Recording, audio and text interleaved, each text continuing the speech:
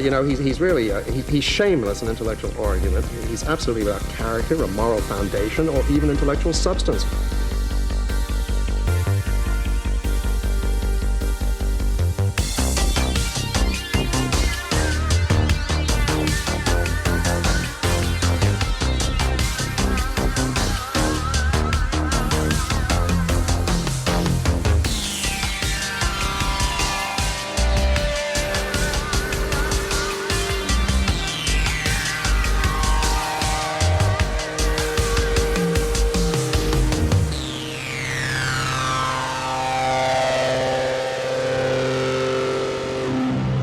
Welcome back, everyone, to the Getting Lit podcast. Last episode, we talked about Wicked, the book, the play, and the film. It was a lot of fun. And this week, we are talking about a few stories from Thomas M Disch, a deceased science fiction writer.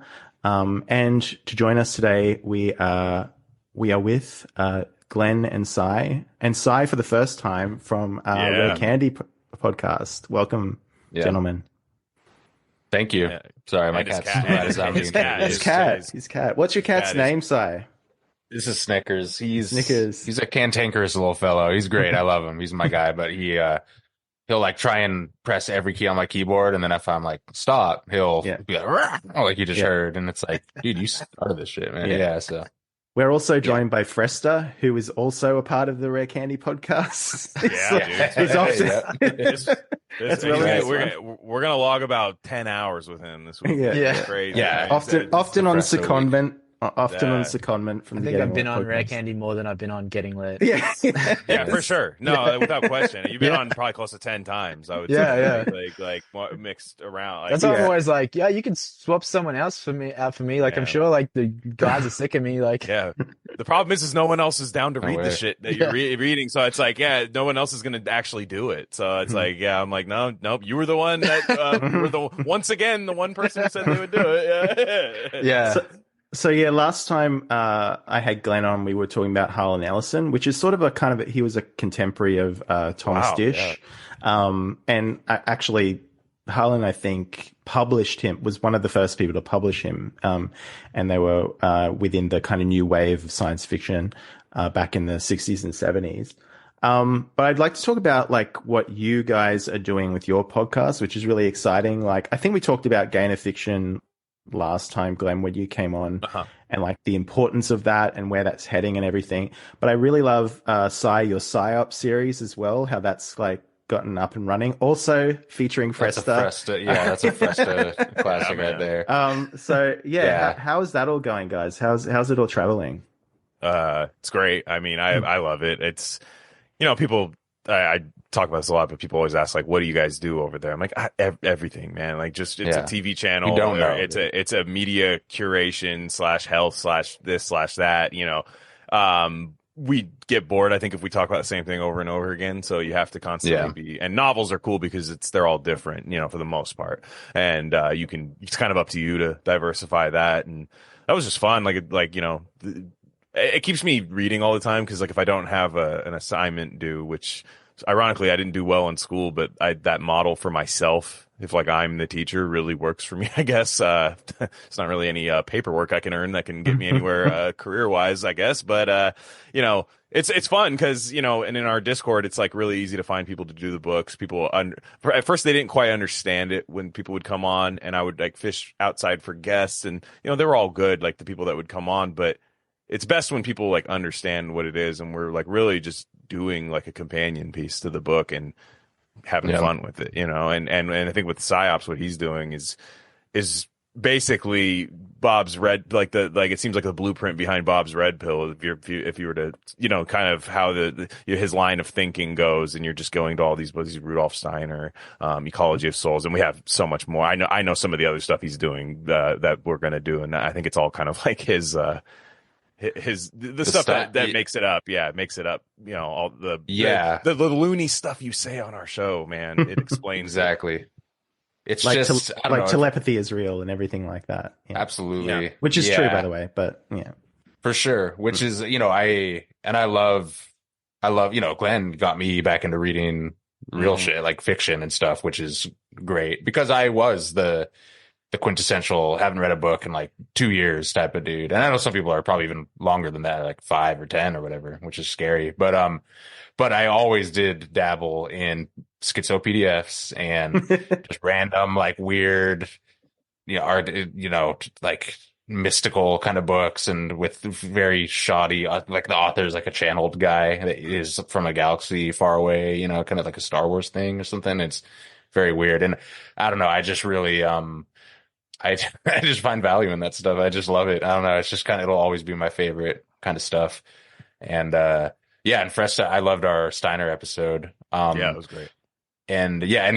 Glenn popped in at the tail end of that, which is fun, which is always the best one.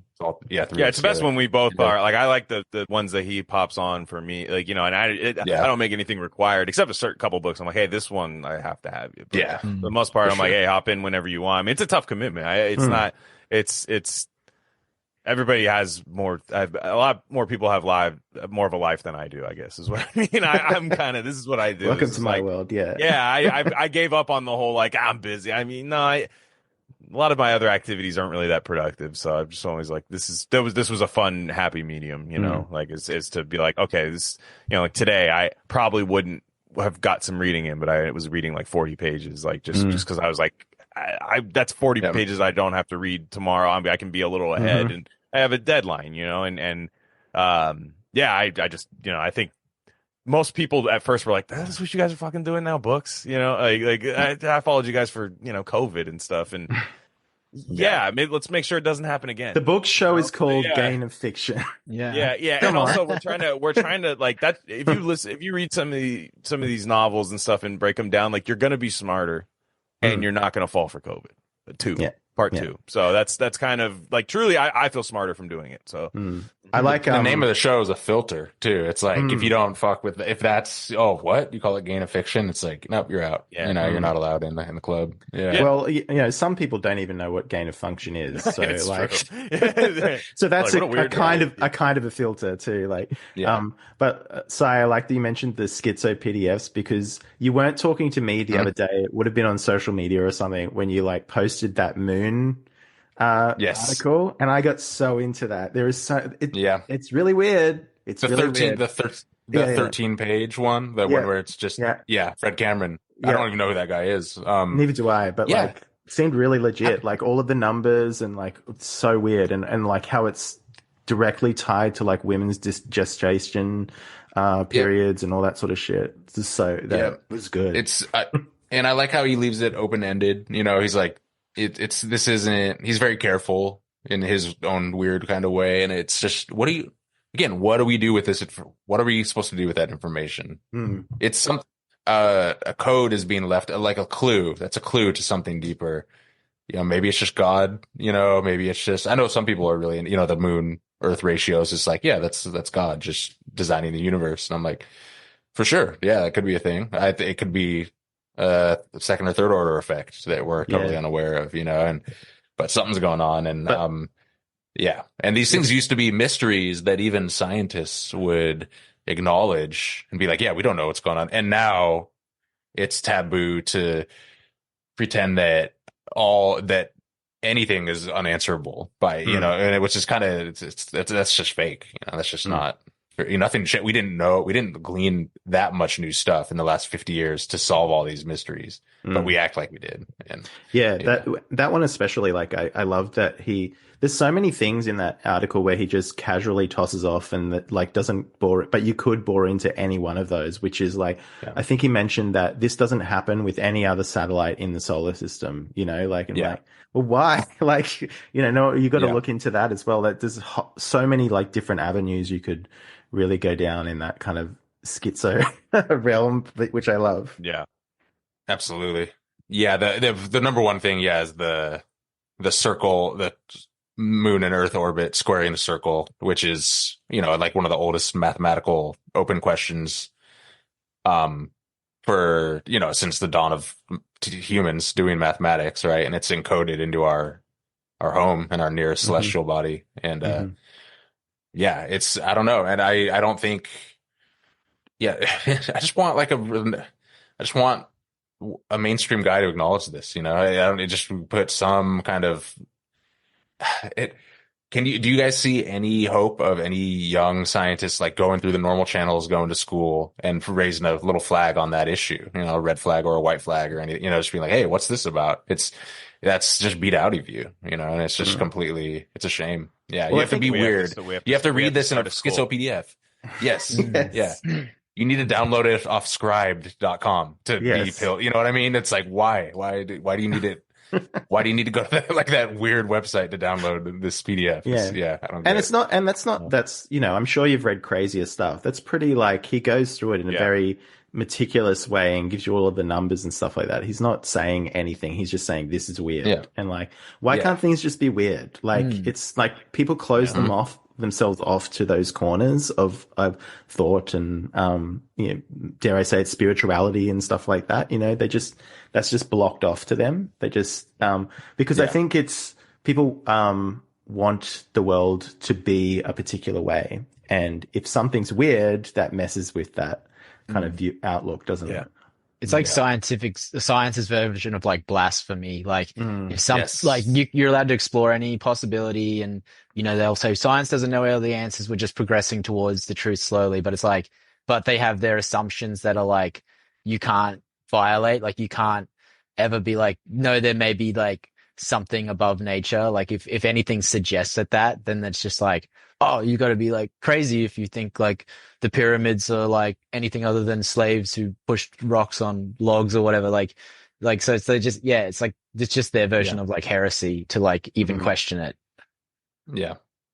I like that. I think the Egypt thing is getting a lot of steam now because of the vases, you know, and the precise, you know, and it's so it's like these incredibly precise vases, which have precision like more than like a tenth of a human hair in width from like the top to the bottom, and all these, you know, they're scanned with like structured light scanners, which are used for like precision aircraft engineering and stuff, and it's just mind-boggling precision.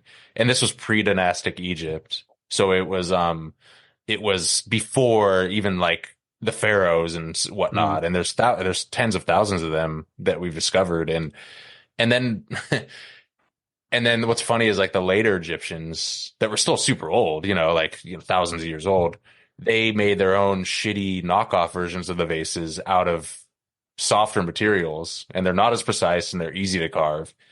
And all the archaeologists be like, see, they kept making them. And it's like, no. And it's then like cargo cult shit. Yeah, it's a cargo cult. Yeah, and and then there was this one like debunker kind of like, oh yeah, this one woman, she carved a vase, and she details the whole process, and it took her like 4 years. And you look at it, and it's just this piece of shit vase that you could see the imperfections with a naked eye. Fired. Like, You're fired. Yeah, it's like this is the proof you guys offer. It's just what do you? Yeah. One of my favorite things about you, Sai, is when you sort of duel with archaeologists on social media. They're the worst ones. This sort of stuff. Out of all the you know, whatever, like immunologists or, you know, like new atheists or any of those kind of that whole all one thing type of thing, the archaeologists are, because they're it's not a science, legit, and they don't. It's not science. They act like they're astrophysics PhDs, and they're legit like not smart, you know. And like there's a lot of people that I disagree with on COVID or whatever, you know, whatever that we disagree with that I know they're smart, but they're right. But I just think they're maybe misguided in certain things, or they're ideologically possessed or whatever. But the archaeologists are like, they're just not. I've yet to see one that's like really impressive. And the ones that are open to new possibilities, you know? And What's that guy's name? That's like Funk Dubious or something like that? Funk P. Dibble or something? I know what you're talking about. Yeah. It's got some stupid name. Flint Dibble. Oh, the one that went on. Okay. I was thinking of something. Yeah, Flint Dibble. Yeah, that sounds like a fake name. Yeah, you know what though? His dad is an archaeologist, so his dad named him the most like. Now you have to believe my son. Look at his name; it's such an archologist name, and he didn't stand a chance. He didn't stand a chance. Honestly, it's like really bad. Yeah, he's the worst, man. Like he just these are. I mean, again, the worst thing you can do to a lot of those people, and I mean worse as in if you're trying to defend the status quo, is let these people talk for a long time. They're really good in short bursts and like infographics and quote graphics. I wouldn't say they're good, but apparently it works that way. But the minute, they go on a Rogan or somebody where they have to just defend themselves for and not even defend themselves, just answer questions for an hour or longer, typically they run into there's just no foundation to their argument a lot of times, and it does crumble. And that's why I love this medium so much, because if somebody sucks at something, usually it comes out. And if somebody's really smart or affable or even just entertaining, this format is the toughest one to be entertaining in, I think. Nobody's writing for you. Nobody's, you could have producers and stuff, but really you kind of just have to be good at what you do. And they suck at all of their public appearances, or they're terrible. Well, we don't need to go into the podcast thing. We'll talk about that, I think, more about podcasting, I think, when we talk about mind webs in that next bit. But a good little kind of lampshading there. But so we're looking at Thomas M Disch today, and I can't even remember how we decided to do this. I think I was talking. I know how. Yeah, I know how. Okay, well, take it away. Why did we decide? It was on that Harlan Ellison episode. And You've got a way better memory than me. I have a really good memory. I've been smoking weed since I was 13 years old. And for some reason I can remember everything. Sai knows this about me. I remember everything. It's crazy. I have an insane memory. And I don't know what happens, but the Rishi and Lion's Mane is like a steroid for it too. I remember too many things. And, But we were doing that Harlan Ellison episode, and I was just I didn't grow up reading sci-fi. So I was I was just loved those stories. And they were reasonably short stories that we were doing. And I remember from Mind Webs, I had heard my favorite Mind Webs, which was one that we're going to talk about, Dissension. And I had a book, Fun with Your New Head, which is a short story collection by Thomas M Disch, which that collection's from. And I remember saying we should just cover that. And then I remember you were when we started getting into Mind Webs and things like that, you were why don't we just do his stories from that? And it's yeah, obviously. That sounds like a way better time. Yeah. So I was, this is a long time coming. I mean, this is probably a couple of years we've been talking about doing something about Thomas M Disch, which I will say there's been a lot of weird synchronicities that have been happening, which means we're supposed to talk about this. He's in Serotonin. Matt, I don't know if you remember. Yeah. They talk about, Welbeck talks about being heartbroken, and then he mentions great sci-fi writer Thomas M. Disch killed himself because, he lost his partner and all that. And then it was weird. We did a Miles Davis episode last night. Right after Miles Davis. Yeah, with Presta. With Matt Presta. It was great. I go on and I have Mind Webs downloaded. I just go through the Descent, and sometimes when you press the space bar on Apple and then it just plays, the little window plays, there's a graphic that pops up, and it's Michael Hansen wearing a Miles Davis shirt. Oh wow. What? Yeah, wow. I'll put it in the chat later. It is just ridiculous. So I was just I know we're going to talk about him later, but I was we got to do this. This is crazy. Yeah. Everything connected. Amazing. For those who don't know, Michael Hansen is the creator of Mind Webs, this radio show that we're going to talk about later. That's amazing. Yeah. Incredible. So we decided to do this. What's really funny is that Disch was quite good friends with Samuel Delaney, who we have all talked about. Well, we talked about on your show, and we kind of cross-posted it. Dahlgren, which was really fun to do. I fucking love that book so much, dude. That book was so good. And Delaney even did. I think he had a bit of a crush on, a kind of artistic crush on Disch, because he really respected his work. So Delaney even did an entire book of criticism, a book that's over 300 pages on one of Disch's stories. The entire book is devoted to just unpacking this short story that Thomas Disch wrote. That's a very deranged Samuel Delaney thing to do. but for sure. Not if you've read Dahlgren, it makes perfect sense. You're of course he did that. You're 300 pages seems a bit light for him. Yeah, that's true. Yeah. Well, it's about like a 3,000 word story. So, come on. So they're both kind of, I find them really interesting to talk about together in a way, because they're both sort of similar superficially. Like, they're both gay and they're both most well known for writing science fiction, but they also wrote other things as well. I like the idea of comparing Disch to Delaney though, because I feel like Disch is like the less grimy, more crisp version of Delaney. Yeah. Like Delaney's all about like boogers and shit and all this, all that kind of like abject stuff. Whereas I think Disch is a little bit more like pared back. And it's not so in your face with all the kind of grotesquerie. And there's a sort of deceptive economy to the way he writes. Whereas I think Delaney just writes and writes and writes and just piles it on, Sure. So even in Disch's novels, he's very spare with his style, which I think is really, really interesting. Yeah, he loves eating just cookies, like just having their guy just eating cookies, and like all these nervous tics. His stuff is full of just nervous tics, which really like. I mean, I am the king of that. So it's just he writes for me. That's why that's why that story really stuck out to me, was the dissension. I'm like, that's exactly what I would do. I would do the exact same thing as the guy. It sucks ass. Like, this is terrible. I would do the exact same thing. And I love the story about him and Philip K. Dick. Their little like beef. That's one of the things. Yeah. I'll read it from Wikipedia because it is really funny. Though Disch was an admirer of and friends with author Philip K. Dick, Dick wrote an infamous paranoid letter to the FBI, as you do, in October 1972 that denounced Disch and suggested that there were coded messages prompted by a covert organization in Disch's novel Camp Concentration.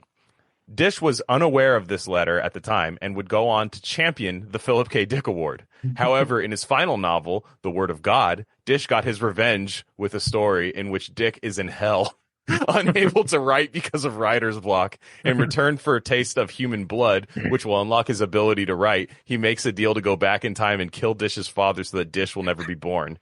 And at the same time to kill Thomas Mann and thereby ensure that Hitler wins World War II. Disch also referred to Dick in a blog post stating, quote, "May he rot in hell and may his royalties corrupt his heirs to the 7th generation."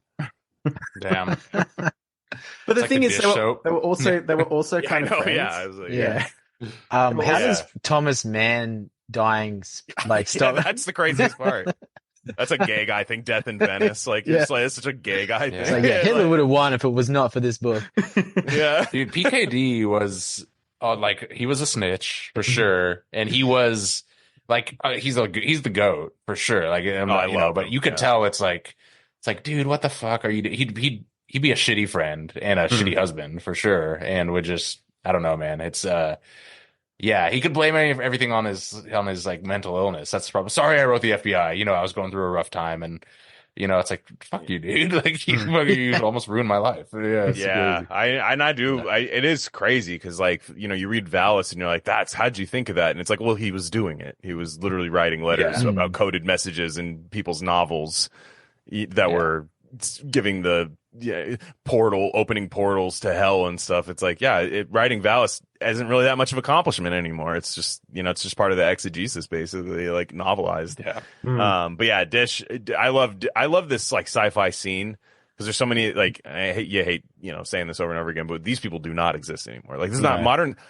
Can you imagine if a modern sci-fi beef like this happened? How sick that would be. If people were just like, actually, you're a demon, and I'm writing about you being demonic, and so instead it's like you referred to this queer non-binary person as she, and it's inconsistent writing and problematic. Like, they would say stuff like that, and you're like, damn, man, like I want like the schizo, like methed out gay guy sci-fi from like the 70s. Well, that's because it's a field that is dominated by women now, and most women like who are writing books that certain people's wives like to read, like romantasy and stuff like that. But not just that, but like, just because it's a very feminized genre now, I think all of that stuff doesn't happen in public. It's all backbiting and very feminine aggression in that way. Like people are always talking about each other and undermining them and things like that. Just another thing on the Delaney thing. Disch also was a bit of a cunt in that he tried to block the republication of the book that Delaney wrote, the book of criticism that he wrote about his story. And he also trashed it in the New York Times, which is really funny. Like just and so he says, Chip, which is Delaney's nickname, he says, sure. He once pursued me all about a Boston hotel, whining to be understood. I can understand his distress. It's his most ambitious work of criticism, the book I'm talking about, and it will never be reprinted in his lifetime. Because he was trying to block it. And he also did like a really scathing review of Ray Bradbury, who was like a really famous, of course. So like he was sort of like Ellison in a way, in that he wasn't afraid to like step on toes in this scene and whatever. But also like he wasn't always like really funny. Like Harlan Ellison kind of disarms it by being hilarious at the same time, whereas it feels a bit more cutting in that like catty kind of gay guy way,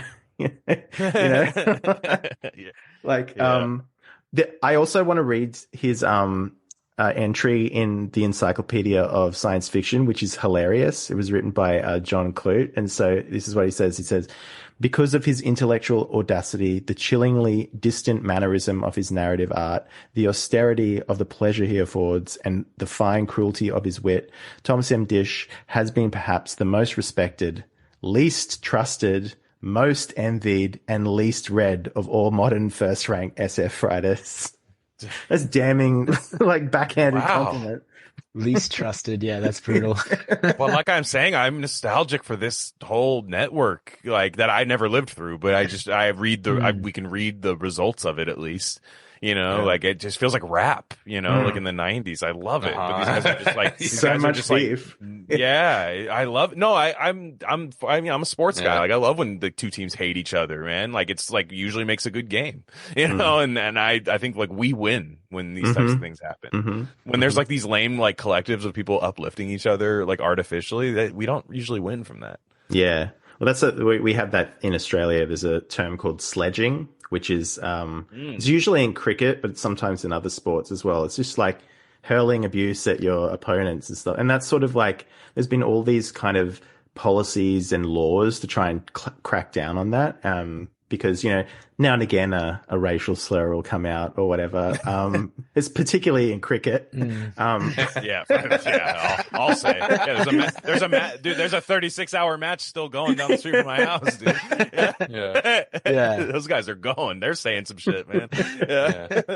Yeah, but that's funny. Yeah, so it's funny how that all of that, and we talked about this when we talked about Hitchcock the other day, Fresta, in that sublimated aggression. You don't get that out in it, but it has to go somewhere, like you've got to get that out in sports. You've got to get it out in like just, saying shit and like, having just beef that just stops at words. And like, so I don't know.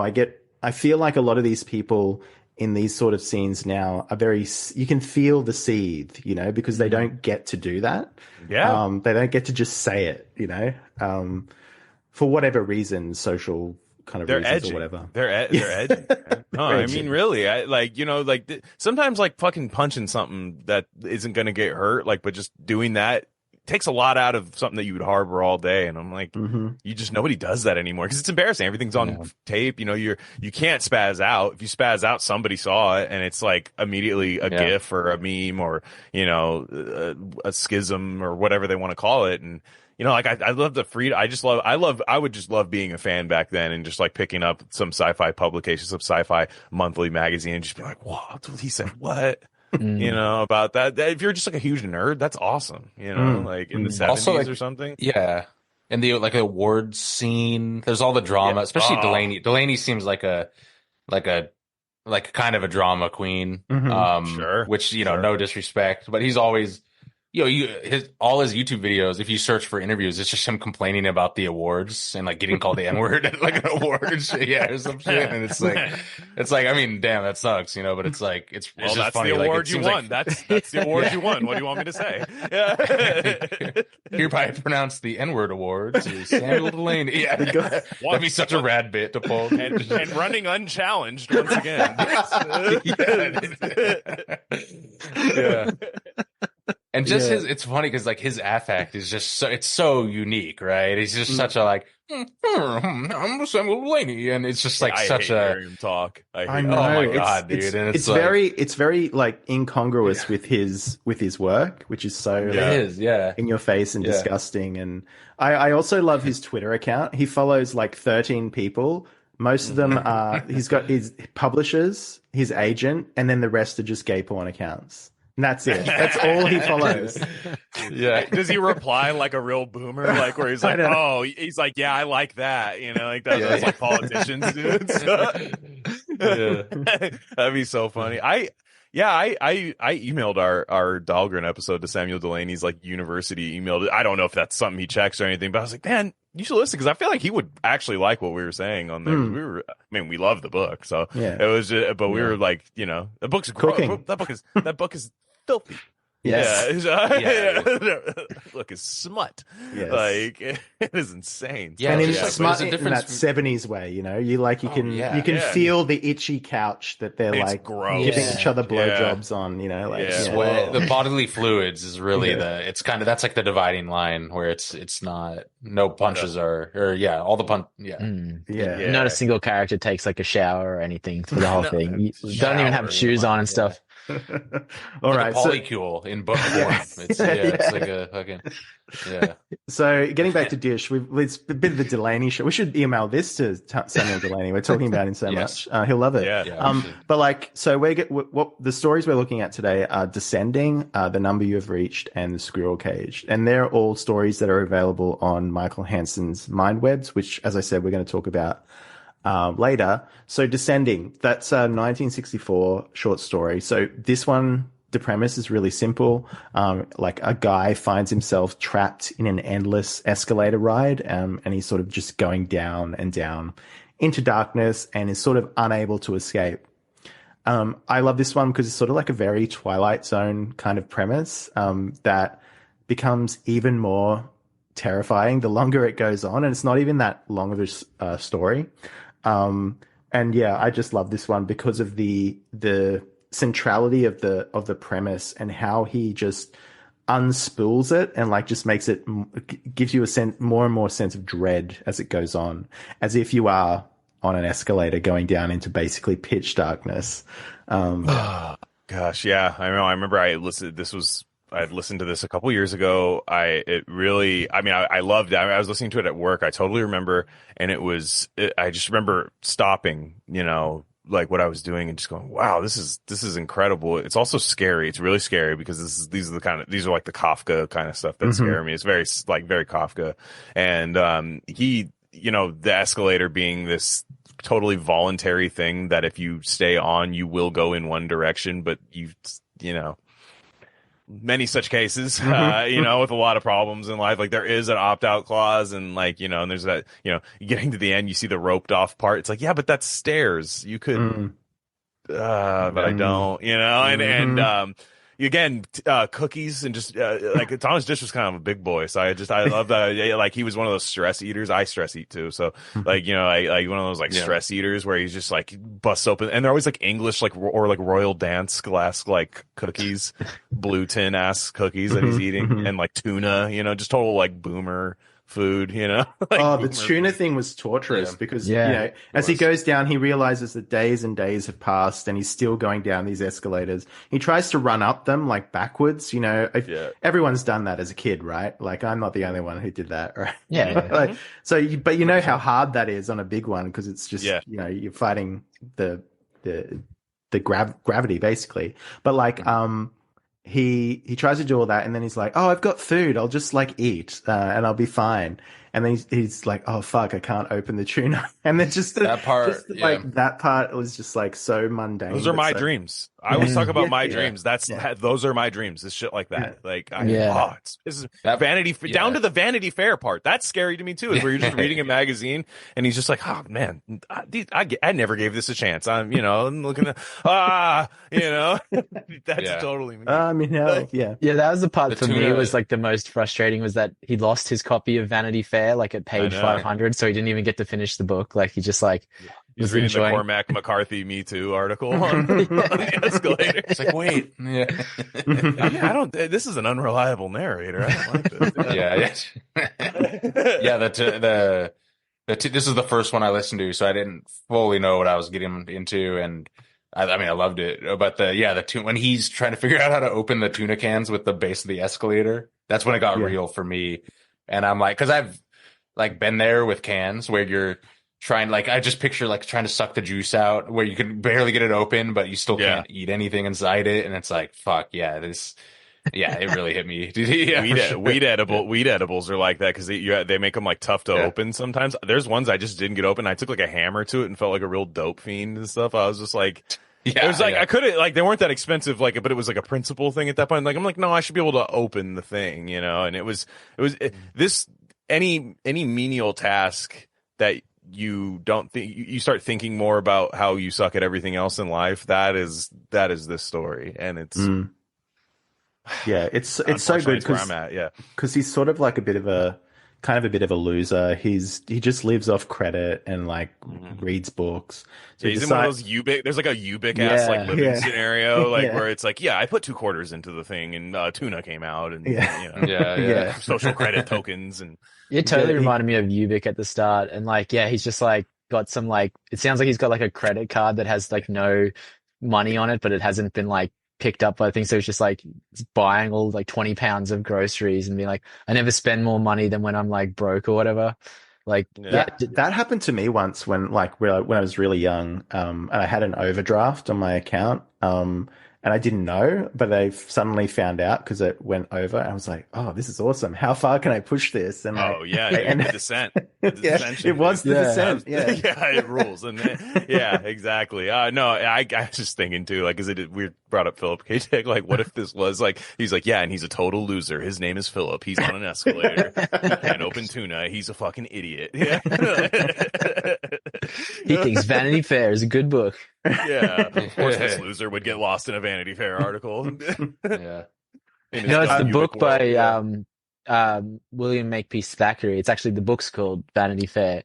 It's the same guy who wrote the Barry Lyndon book. Which I was going to cover that. I didn't realize he wrote another book. Oh, I thought it was Vanity Fair. I like it more as a magazine. Damn it. Because he did say the Thackeray novel later. So I thought it was another thing. I was like, I'm going to read something more dense, or like, he bought a few novels. It was like something like a translation of the Inferno and some book on German plays or something like that. There was like a few things he bought, but he lost them all like somewhere around one of the escalators. I've read a few people talking about this story as a kind of allegory for the quote unquote horror of consumerism, and I'm kind of sick of this like Adbusters ass kind of like critique, probably because annoying communists say it so much that it just becomes really old hat, and I don't want to hear it anymore. But also I don't think it's right, because like he's not going and like going on a shopping spree and buying, he was just buying groceries. Like he's buying shit to live. And if anything, like if you want to get kind of communist, it's more about credit, right? And the prevalence of credit, and like being able to buy things with money you don't own and shit like that. If you really want to get into the weeds of like what the social commentary is, I think it's more about that, because credit being this sort of fairly new thing in the early 60s. And I think, exploiting people to live lives with money they don't have sort of thing. But like, I don't know, like I just think I think it's more universal and more enigmatic than these. Yeah. Blunt. To me, all three of these stories, when you couple them together, not to jump ahead, but all three of them are just about like being a failure, being hard on yourself, and not having God to look to because you're an atheist, and you just basically are like, how I must. With all these like kind of there are all these kind of like automated elements of all three of these stories that suggest free will isn't as real as we think in a way, and it sucks because I think this dude. We got a lot of good art out of his atheism. I think I feel bad for him because we know how it ended, and just the fact that like, is everything he wrote about this? I don't think so. But these three stories, handpicked out of there, all seem to be about the same thing, and this kind of like self-hate world, and just self-hate by default. And being addicted to it, and just being fearing change because it means a different direction, you know what I mean? Or like, sometimes like you just put something off because acknowledging that it's there is the hard part a lot of times. And that's just kind of seems like what these stories are about. And particularly this one. Well, this one especially, because it's like he could have, as soon as he noticed, like just reversed course and like tried to like run back up the escalators, but he doesn't do that until like he's really far down, because he's like he says, I'll just keep going this way and it'll all be all right, and then but he should have but didn't, and was already path dependent in a way, I know it's like sunk cost. Exactly, sunk cost is the way. And also like you think about it, lockdown type stuff too. People like for like first 2 weeks, everybody was like, I got fucking food, I got drinks, I got everything I need, we'll chill, movies, I can catch up on all these things I do. 3-4 weeks later, you're like, does the world end? Like what's happening, and by that time, that's when you run up the escalator. It's like, 3 or 4 weeks later, the first 2 weeks, you're like, I got my Thackeray novel, I got my tuna that I will surely open, and my English cookies, we're good. Like it'll be right. I'll just ride it out. No, every bad habit starts with like a sense of comfort, usually like that, like it as like a comfort mechanism, like, and that's kind of, on the escalator, you're like, well, I don't have to do any walking. I'm on this automated thing. And you realize once it's too late, you trusted the wrong thing,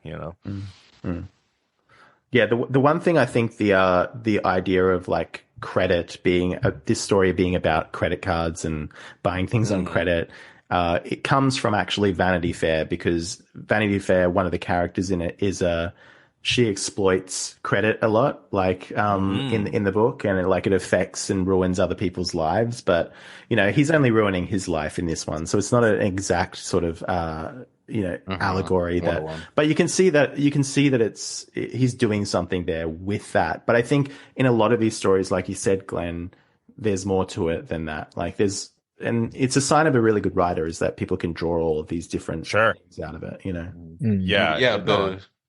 The escalator is like a common term in a lot of financial stuff, in a lot of contexts and stuff, right? And I agree. I hate when, this is like might be the theme of our Rare Candy podcast, is we hate when communists make everything about themselves all the fucking time, and it's like, and it's not just them, but like I hate when everyone makes it like a Johnny One Note thing, and it's like, actually everything I read points back to exactly what I believe in my. I wasn't challenged by anything. Never challenged. Never had to look within on anything. All this shit was fire. 10 out of 10, and told me that leftism is good. It's basically a fiction version of the theory I read, and it's like, it's like supplemental like thing for my lore and history, like just kind of this like like self-affirming stuff, and it's just like, no, that's not what these are, and that's not what the best stuff is. The best stuff has elements of stuff that you like, or can at least point you in a direction. Be like, man, I've never really seen things like that, before. I've never really looked at things this way, or when you know a little bit about the author, there are a lot of times they're kind of just venting, through and the talented ones can have a fun kind of edge of your seat plot while that's happening, which I think Disch does here. Like it's a really tight, like you said, it's a real tight, there's no fat on this story. And if you like to extend the like financial credit like analogy or whatever, like it's not like, it doesn't feel like it's criticizing the like global system of it, or it's more like, like you jump on that like down, you just keep sinking down and keep going in that direction, and it's much more effort to pull yourself out of it, and like tries like it's like paying off your credit card, but then you're like, it's just easier, let's just see where the bottom is and just keep going. And it's more like a personal responsibility thing rather than being like, well, they trapped me with giving me free money or whatever, like so yeah, that's something that I think Disch really excels at in pretty much everything. Is the best writers, I think, take their protagonists seriously, and so even if they're a ridiculous person, they understand that they're a ridiculous person. They don't like necessarily judge them, but also he has a sense of like there is a responsibility. Like even if they're a passive person and this happened to them, it's still their responsibility, So I love that about his work, even though he does have that atheist sort of nihilistic, bleak outlook. He does have a very the way he treats characters is very different to someone else who would treat them more as a cipher or like a bit more instrumental in trying to like get at what the idea I'm trying to present is, like the communist people would try to do. I think that's very well said, because you can see people. Welbeck, right? Welbeck writes about a lot of his protagonists are kind of just like, oh, come on, man. Like a lot of it, like, really, this is how you act. But he's pretty sympathetic to them, when he writes about them. Nobody really, he's kind of views everybody kind of the same in a lot of his books. They go through really bad things. Sometimes, a sentence later, something, it all gets swept up from under you. But, he'll have an absurd person who's living off their parents' inheritance and walking away from like wonderful careers, has all the freedom to do whatever they want and still chooses to just sulk all day. And like, but he'll write about, it's not you don't do this, you don't do that. It's all like, this is how easy it is to do that. Like this is how easy it is to guess how easy it is. It's like being on a damn escalator. That's how easy it is to, like you said, either accumulate debt or ruin a relationship with somebody, or develop an addiction. Anything. This is how easy it is. Yeah, like you can sympathize with the characters. It's not just like some guy that's meant to be like whatever, like a cautionary tale. Like with Welbeck or these Disch stories, you can always like immediately put yourself in that guy's shoes and just be like, yeah, what the fuck would I do? Would I even do it differently? Like, yeah, I'd be like curious to see how far down the escalators go. Yeah. Like, you can't see behind you too. That's the thing. Yeah. Like, it's like that like, all the Pretty Horses style. Like, well, I'm not going back. Like if I go back, I can't see that either. So there's almost this like, like you said, when you overdraft for the first time, you're like, well, can I get to 250? Like, when do they start calling? It's like when you go on like a bushwalk or whatever, and it's like you don't know how far it is, and then you're like, but it's like a loop circuit, but then you start being like, fuck, this has been going for a while, and I'm kind of like chafing and thirsty. Like, is it quicker to turn around and go back, or should I just complete the loop and come back? Like, and you don't know, like, and you just like, you got to make that call, and there's no way to like, no, like, unless there's signs up. But in my analogy, there's no signs. So yeah. There's no way. What would each of us do in this situation then? Like, I feel like I would just keep going down. Yeah, I'd keep going down. I'd keep going down, but I'd make a little fuss about it. That's what I'd do. I'd just like the protagonist. I'd be like, my tuna. I wouldn't be able to. But I will say about. Oh, by the way, what would you guys? What would you do? What would you guys do? What would you guys? I'd take the tuna can and try to smash the like control panel open and see if I can just like short circuit the elevators. Yeah, you're going the MacGyver route. That's but I've thought about this a little bit. Like in the moment, I probably would actually just like, what the fuck do I do? Like, and just go to the bottom. Sorry. You were say.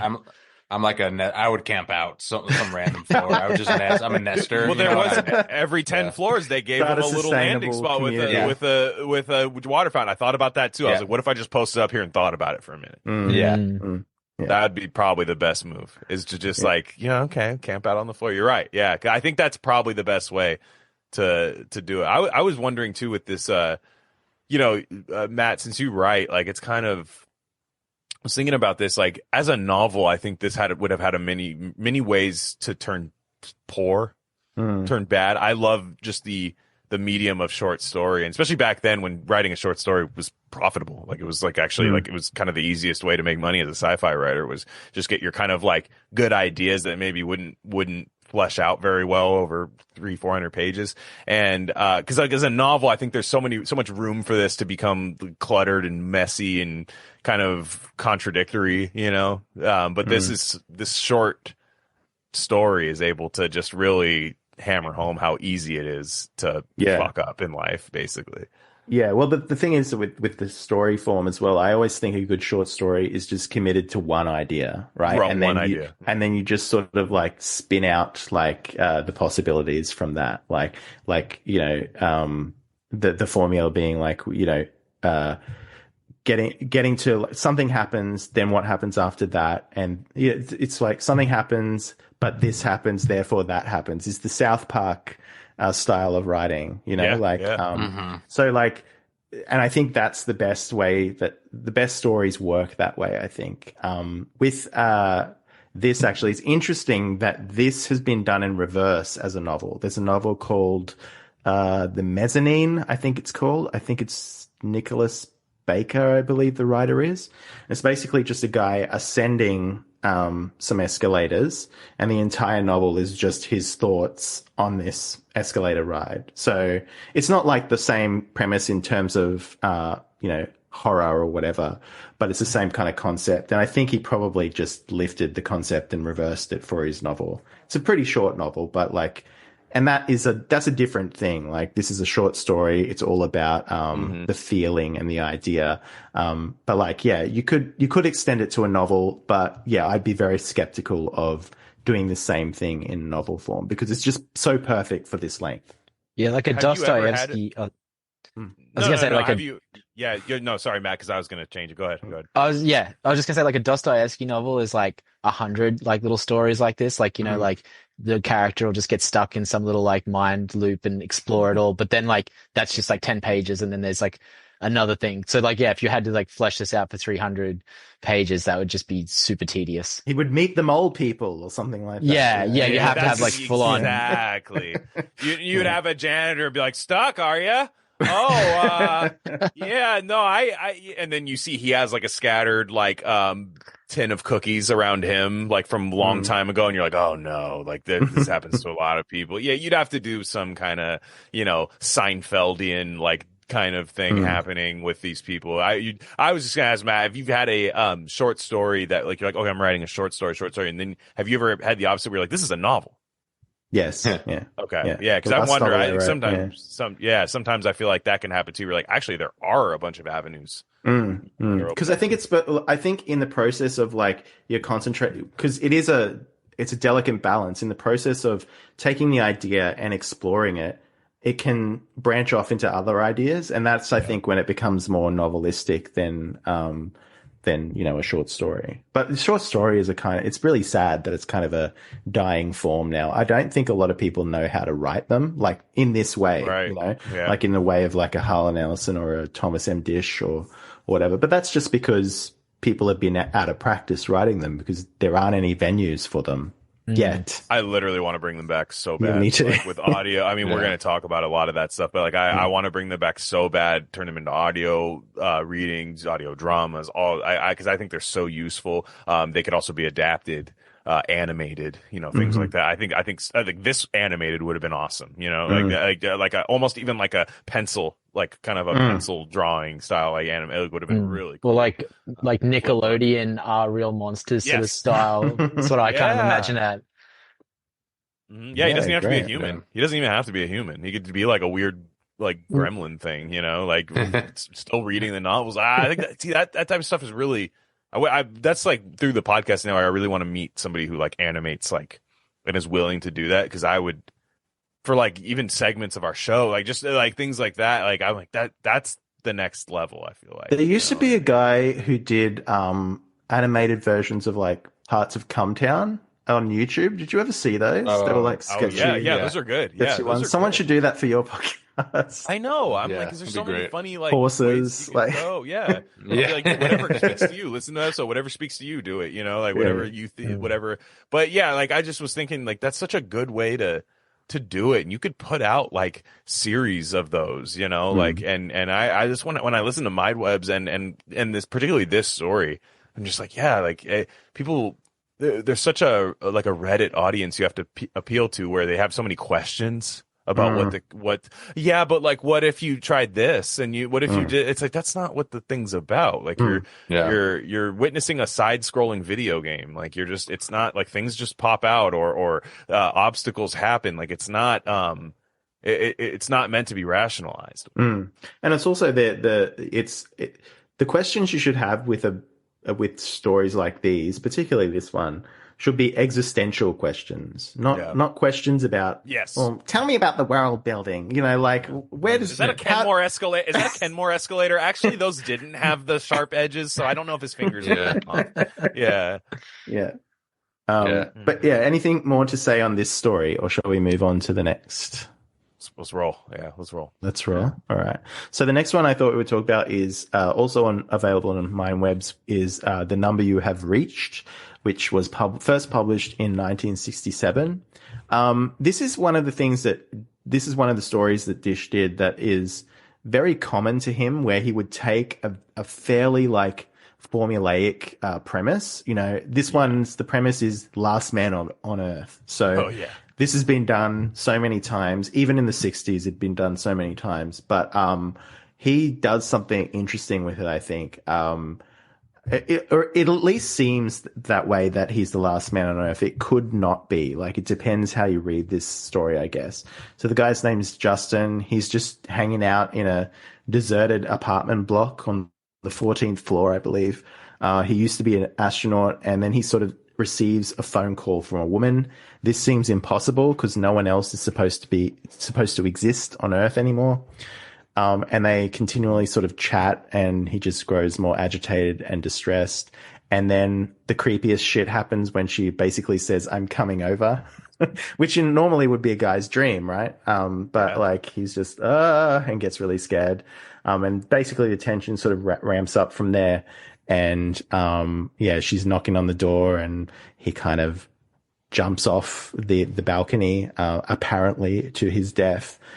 This one could be read as like extremely nihilistic and bleak, but I don't know. I got a different take on that. What did you guys think about this one?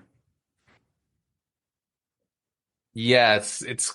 I think you're just going nuts, Mm-hmm. And I just think the suicide thing is the interesting part. Yeah, this one is weird. This didn't feel like, because they're all like 30 minutes, right? These each one of these. This one kind of flew by, and so I was kind of. It wasn't the last one that we haven't gotten to yet, which was my favorite. That one really wrote me in and just brought me into a fucking spiral. This one was kind of just more like, oh shit, it's over. So maybe this one would be my least favorite, I would say, but not in a bad. I didn't hate it at all. And also, come on, woman voice narrator. Like, what are we doing? Michael Hansen was in his bag. It threw me, dude. That's like a University of Wisconsin student. That's like like a woman. It's so. I know. Did he hit, dude? I'm just someone like, who is this mystery woman? It's jazz department director with the fedora. Probably not, but he would. Yeah, I mean, probably not, but he would. But no, this is an age gap discourse. Like, what is this grad student here? Like, what are we talking? Yeah. So anyway, I was focused on that the whole time. No, just kidding. Yeah, it's good. But the name, like the name of the woman, it's just like his name, right? And it's and it's kind of with like an extra E at the end. I don't know. Yeah, were you saying? Yeah. No, he like I said, it's very formulaic. It's very much a last man on Earth. You get the idea, again, saddled with guilt. Very much my type of dream is where you are, the minute you are dropped into the world, you spawn into the world. There's also just guilt. There's a guilt meter that's just there, and you don't know why it's there. You're like, oh, well, it's there, and I feel like shit. And there's speculation that maybe he ended the world.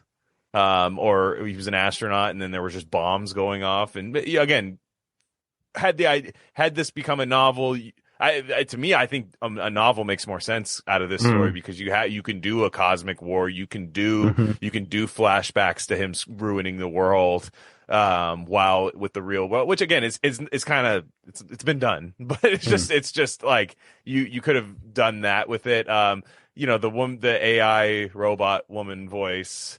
Yeah, it's fine. I think it's a fine story. It doesn't hit me like Dissension does, you know. And like I said, I think you said, is everybody gone? I feel like everybody's not gone, because if everybody's gone, you're not as guilty.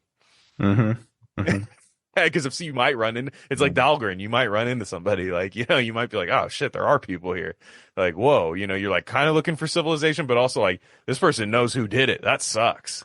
You know, it's probably like somebody else will see my guilt. And, you know, dealing with a robot woman who is able to kind of have a, like Interstellar, how they set the robot to like have 8 as far as like personality. Like she has that going where it's like it's kind of like talking to a real person, but also you feel the guilt as though she knows. It's like been programmed into her, and he's just not able to escape that. And again, it's done better in his other work, I think, than this. What do you think, Frista?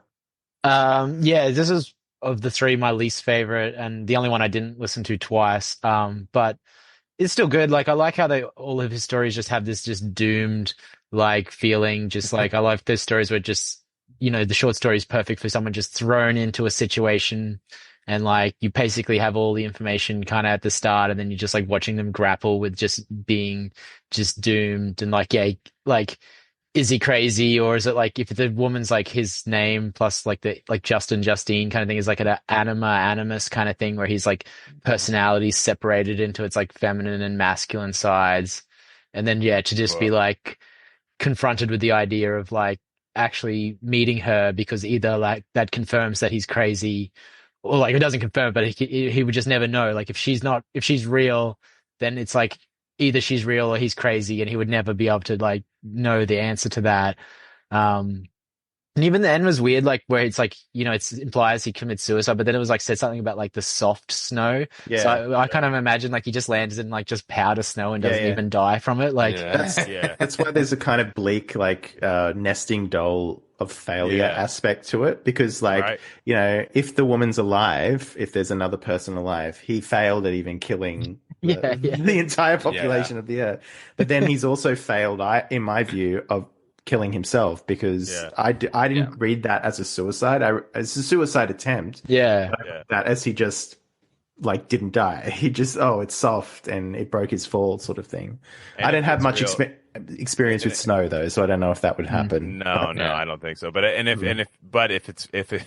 it is real that she is a real woman, then he's also failed at like, all right, give it a day or so, she'll chill out. She's already was coming on to him a little bit. He could like maybe repopulate the earth.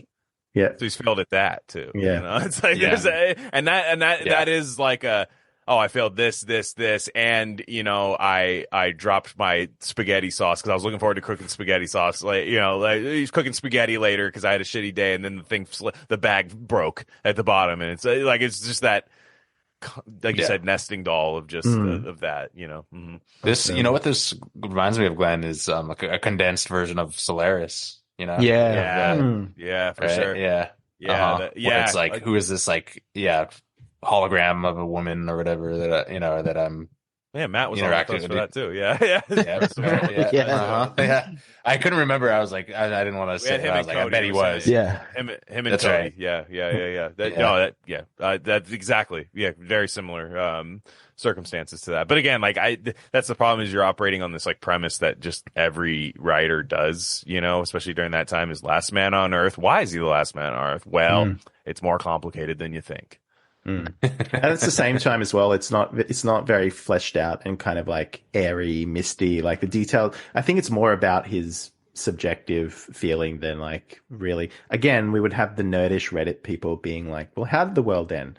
How did he kill everyone? Like, you know, so people just can't take the premise, you know, just accept it. You know, he killed everyone, or maybe didn't. So Reddit, I actually measured impact in snow, and it doesn't seem like he killed himself. I'm just going to say.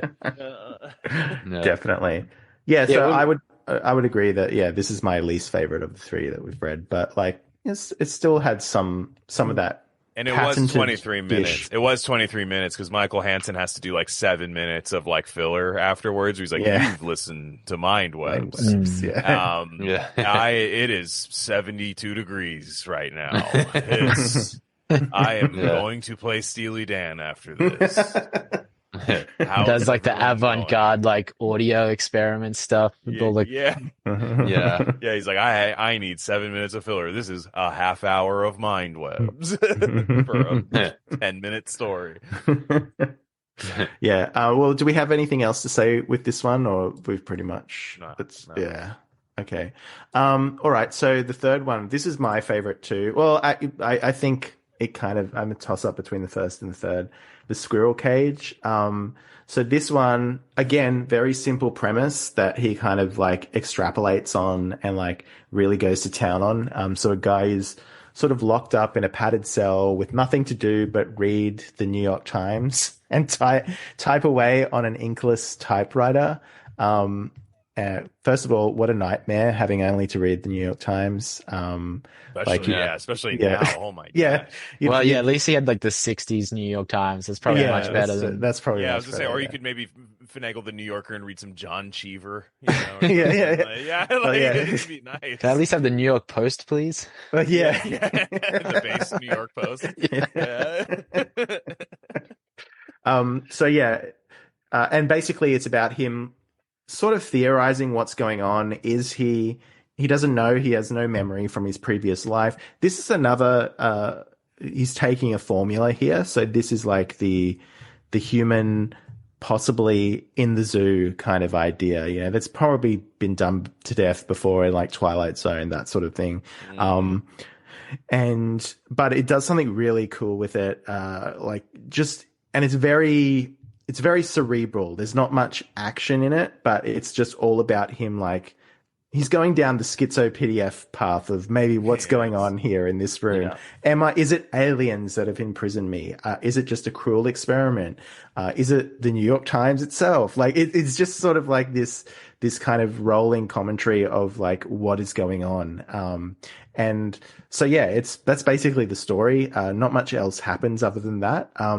But it is just so good, and like everyone must read it or listen to it on MindWebs. I think it's the best reading by Michael Hansen of the three stories too. It is. Yeah, that's the most important part. The best music too, where you're like, and it's just like he really gives it all. Yeah, the inflections, everything, just his timbre is just incredible. And the way he has to speed up sometimes because of the timing. And he's like, he looked over the wall and the wall was looking this way. And the mirror himself, he had back exits. He popped them 3 times. And then, whereas at the beginning, he's like, in a world, we're looking at the wall and the wall looks like this. And, it's great, man. I think that's because if you read the story, if I recall correctly, it is there's a lot of run-on sentences, so it's and which is hard to read. So, like hard to narrate. You have experience with this, with Cormac, Cormac, or like Dostoevsky's really tough sometimes, like to read out loud. I'm fine with like for when I'm just sitting there reading it is fine, but I don't care about run-on sentences. But man, reading them out loud is tough. So you can see why he sort of changed up pitch and like speed and stuff like that for his readings. But so we all love this one. Like, what did you guys love about it the most? I feel Glenn and I have both been in periods of our job, like cutting our hours and being kind of like, what the fuck do I do? And maybe you get some, and I feel it's kind of like in the last year or so, we both had and I feel this is kind of that feeling of just being trapped in a fucking padded cell sometimes. And again, it's like the lockdown thing you were saying, and it's fun, but it's also like, damn, like what, like we need to kick it into gear or something. Structure, exactly. Yeah. Mm-hmm. And I'm someone that like, I'm such an introverted person. I could be happy in that cell for like probably 3-4 years and then start to crack. I could outlast most people, I feel, in that cell, especially with that. When he's like, I've eaten out of this little tube. It's damn good. He's like, this shit slaps, dude. He's like this tube, dude. The slop. The slop from the tube. Yeah. And like they say, like even the like sex urge has been taken care of, but doesn't like explain. Like I'm just imagining there's like a little rubber like hole in the wall. You can just like fuck or something, like a fleshlight or something. It just like comes up out of the floor. or like I don't know, because his body goes to shit, right? And he seems he loves popping the pimples, man. Like he's like more into just like I love that idea. Is the kind of like trapped in a place, are you trapped? It's up for debate. Are you just comfortable and you hate how comfortable you are in this world that you shouldn't be comfortable in? Kind of feels that way. I love how he can't kill himself.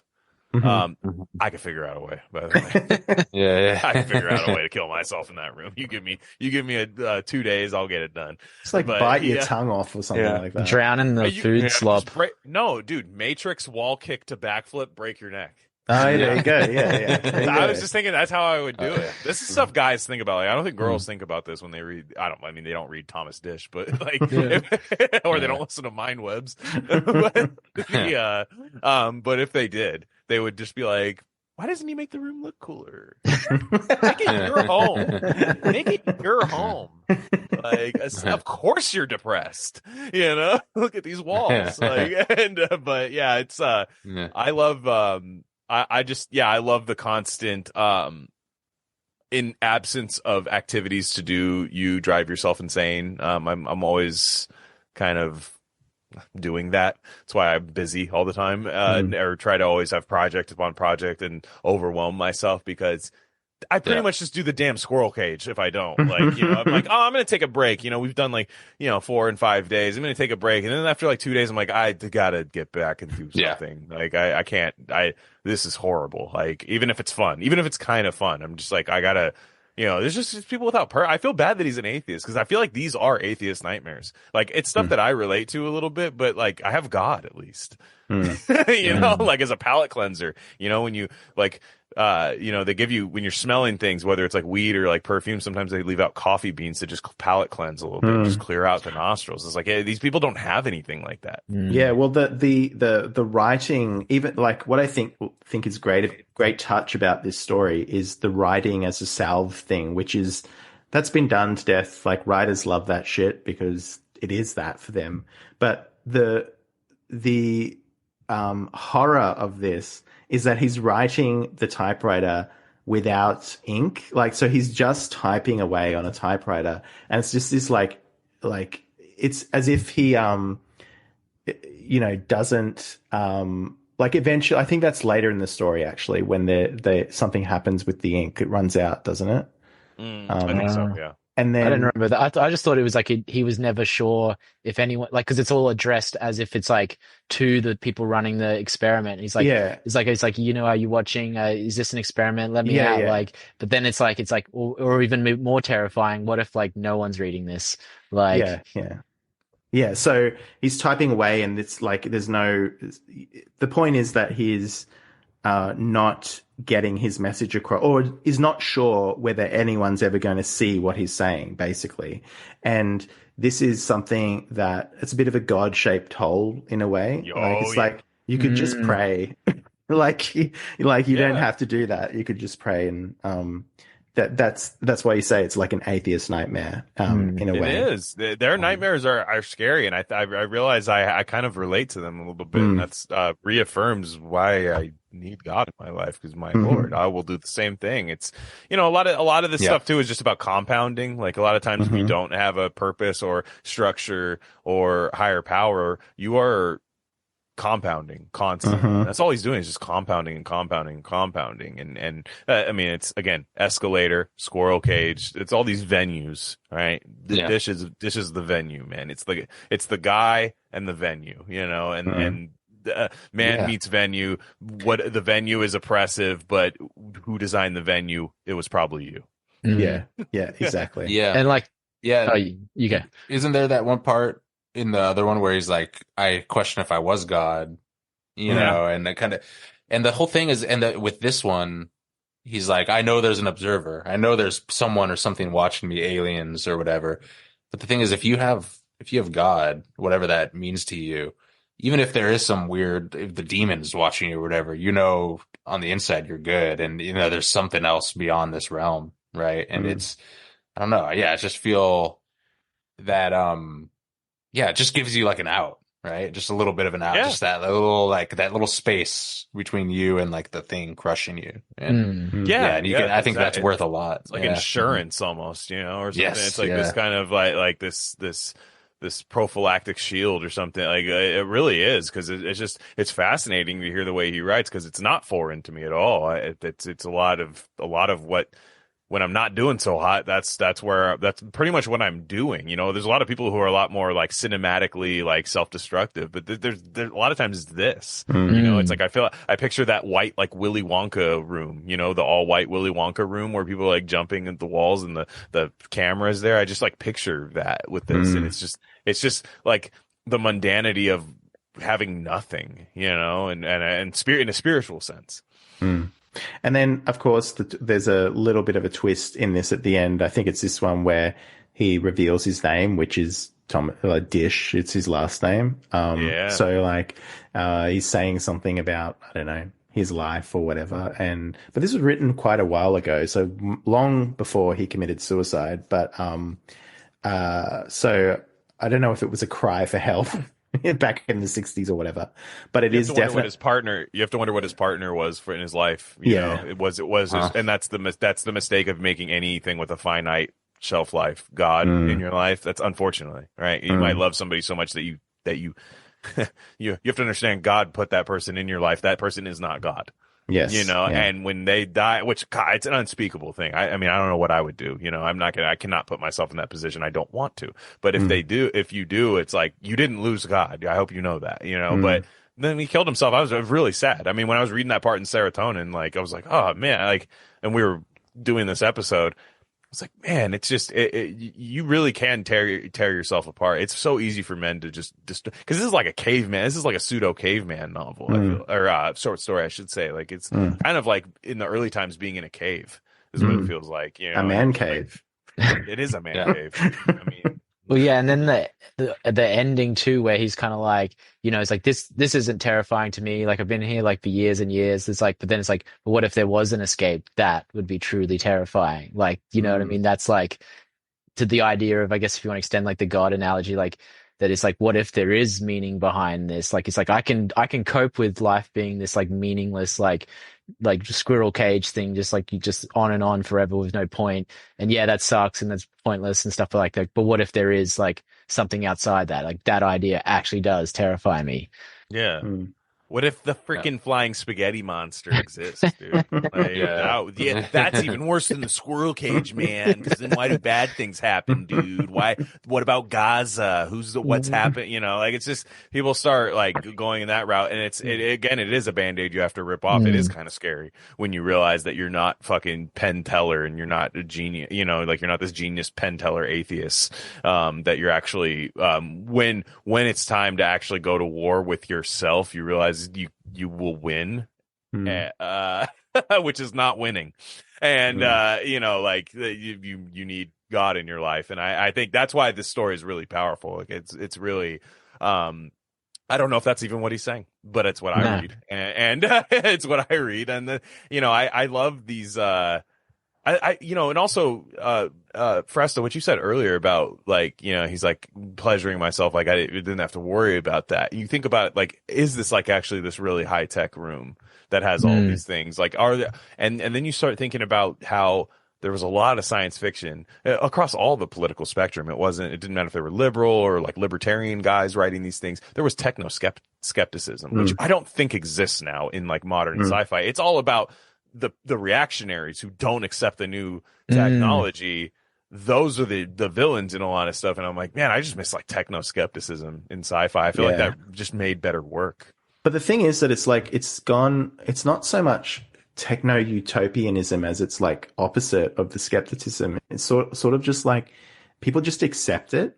Like the amount of, I remember formality. Yeah. Well, I remember during the lockdowns and stuff here when I was working at a place and they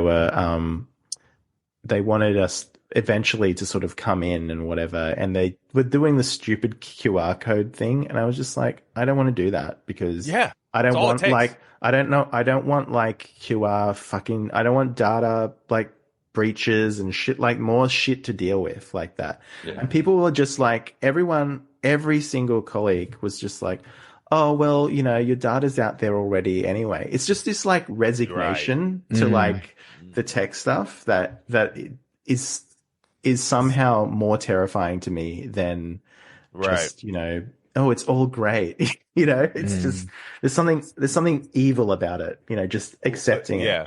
It's like when fascism's implemented, a lot of times we love to like think it was just like stormtroopers coming in.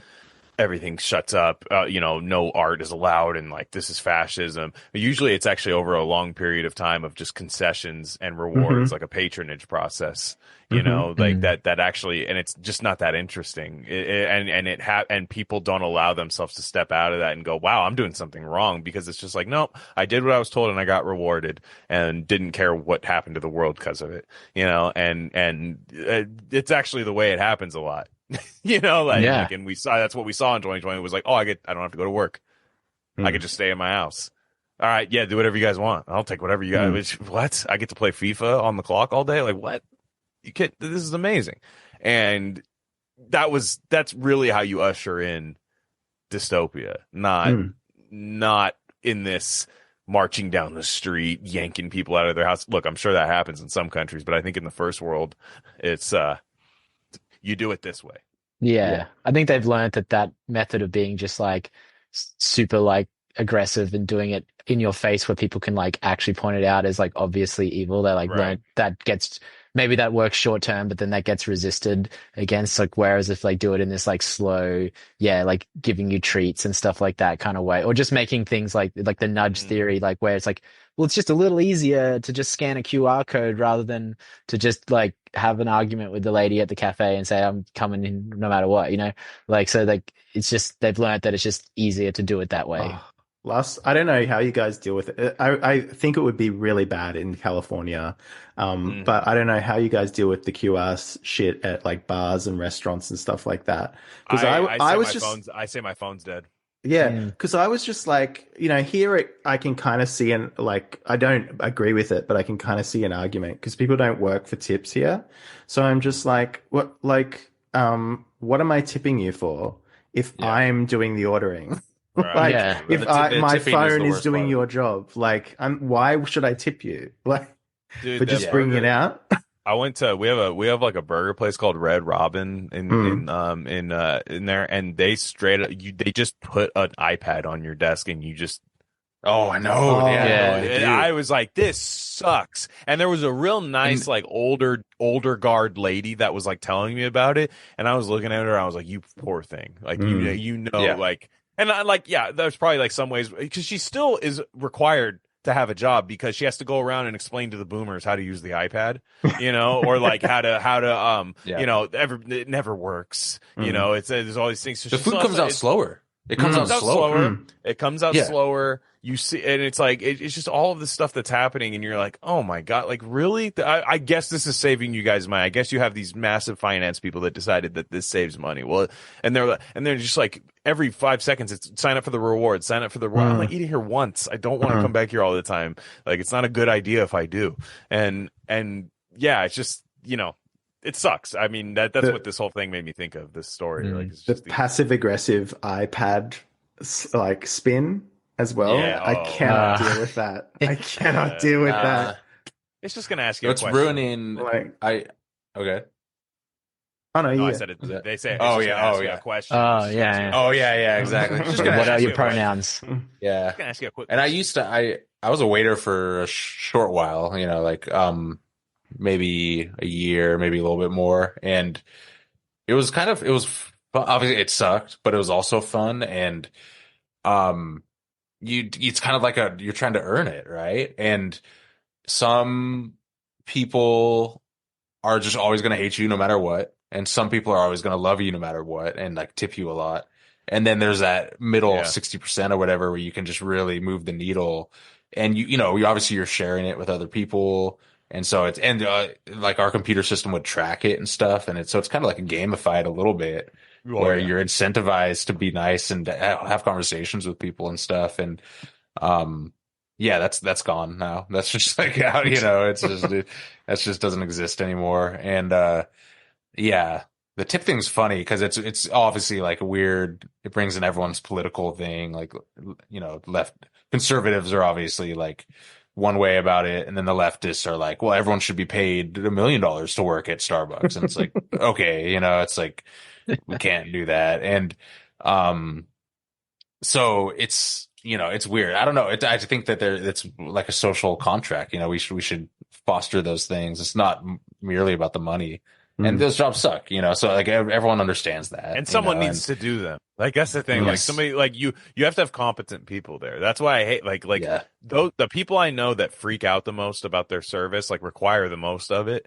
And I'm like, but you're saying, like, that's a job, because, you know, you're saying that's a job that anyone can do, but, like, obviously not, because you hate everyone that serves you all the time. You know, like, so that you do, like, there was a place in my hometown called Original Joe's. Psi knows this place. Oh yeah. And they had old school dudes, suits. They would make a killing in tips.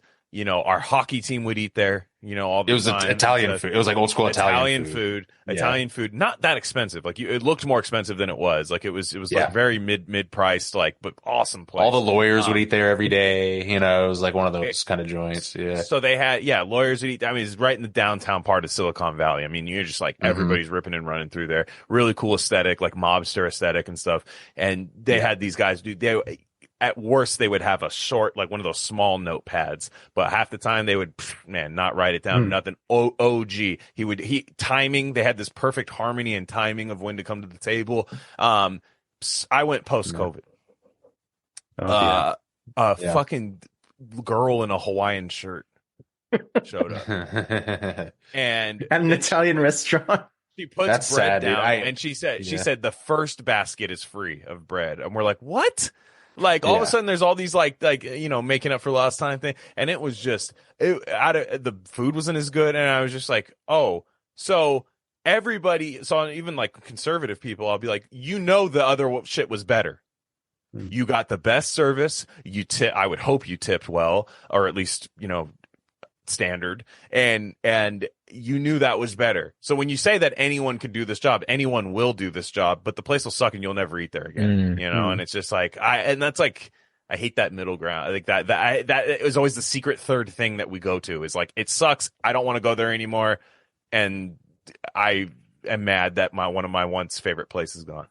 Yeah, it sounds like there was, you know, like, anyone could do that job, but it sounds like those guys, like, they understood the art of like service. It was part of the thing. It was like, part of the thing. It was like a tour guide on like a cruise. Like, it was like the Disneyland has like the Jungle Cruise, and like the person would go up there and like, it was like a comedian that was really good at the job and stuff. And you could tell like, oh, this person's like moonlighting here. But these guys, like, this was their job. Like, this was what they did for like 30 years and stuff. And they'd have regulars, you know, our team, the Sharks, would go there and eat all the time. And like, they would know these guys, they would see these guys their whole careers and stuff. And then you just like, you realize, like, you know, as it's the brutality of like, you know, spreadsheet world of just going like, continuity. That's not, I don't know if continuity is real. You know, I don't know if charm is real. I don't know if all that's real. It's like, I can't prove to you that it's real, but I can tell you that this place is gay as fuck now. And I don't want to eat here anymore.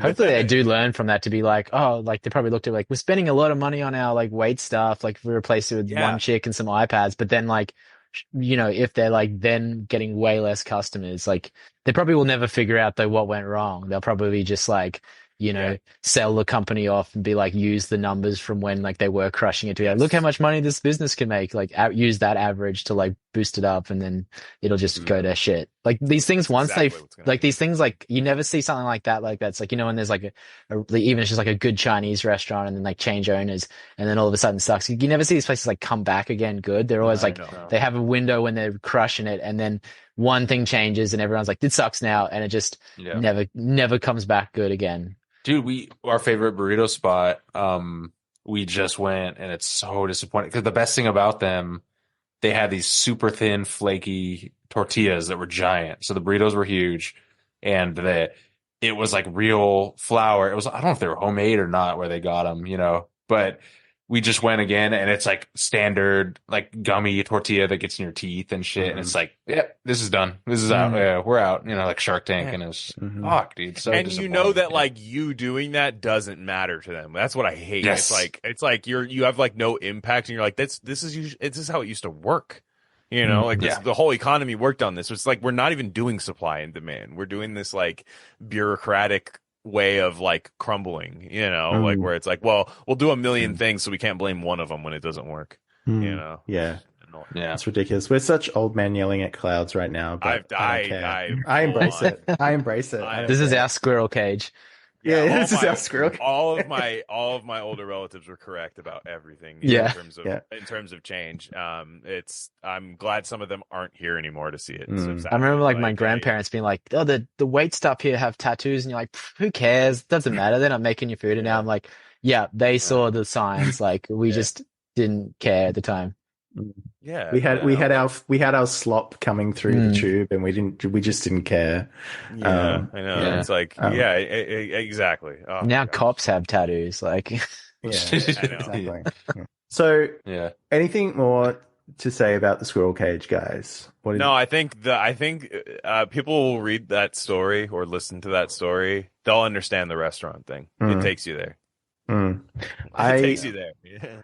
I read one really big interview with Thomas Disch, and what I really love about him is he's a gay writer, but like is kind of like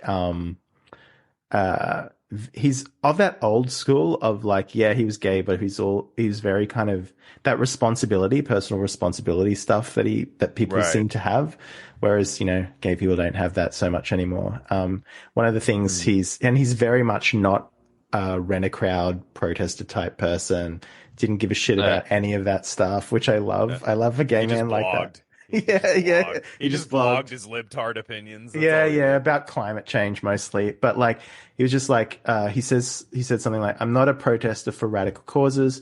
People who make a political career out of complaining about a private injustice are wasting their lives on toothaches. The thing to do is to go to the dentist if you've got a toothache. If you've got a problem in your life, solve it."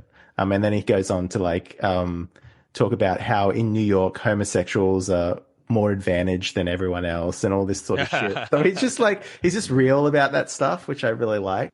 I love that his relationship to the gay stuff, which is just, doesn't come up a lot in his work, and he doesn't really see himself as like a commentator on it either, which I thought was refreshing.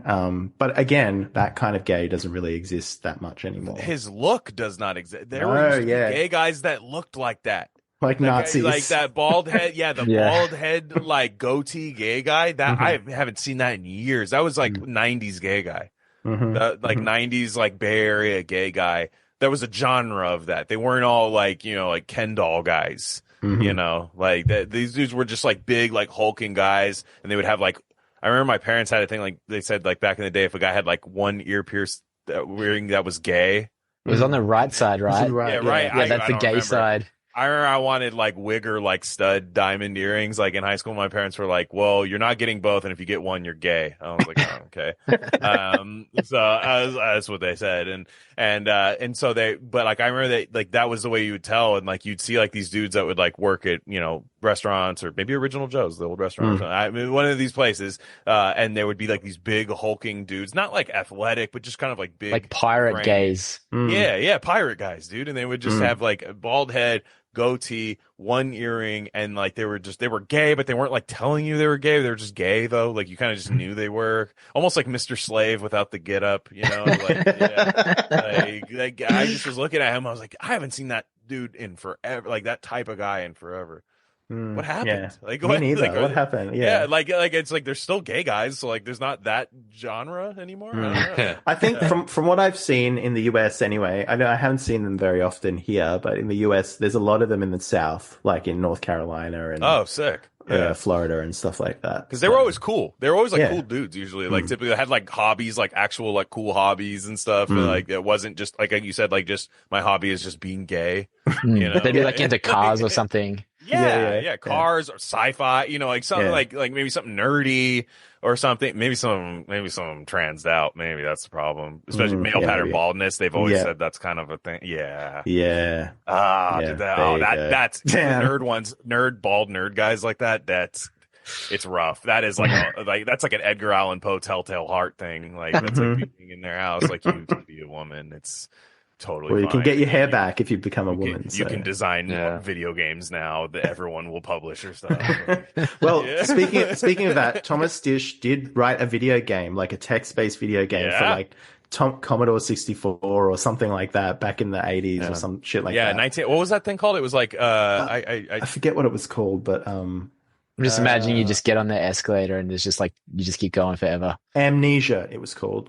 Yeah, Amnesia for Commodore 64, IBM PC compatibles, dude. And the picture's great of him. Again, like you see that guy, you're like, I remember when there was a gay guy like that with a computer and like a bald head. Yeah, it's just crazy. It's like I can't. Yeah, floppy disks. Yeah. Return with a V. That's all I got to say. Because I love that gay guy. In many ways, I love that aesthetic. So